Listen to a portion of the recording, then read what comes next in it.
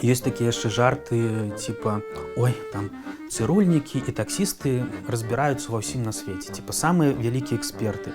А самае цікавае, што так, бо прыходзяць людзі і распавядаюць табе ўсё, што заўгодна, з розных сфер жыцця, з розных там сацыяльных узроўняў. Яны ўсе прыходзяць, ты з імі камунікуеш і даведваешся некаторыя навіны раней за гэтыя навіны.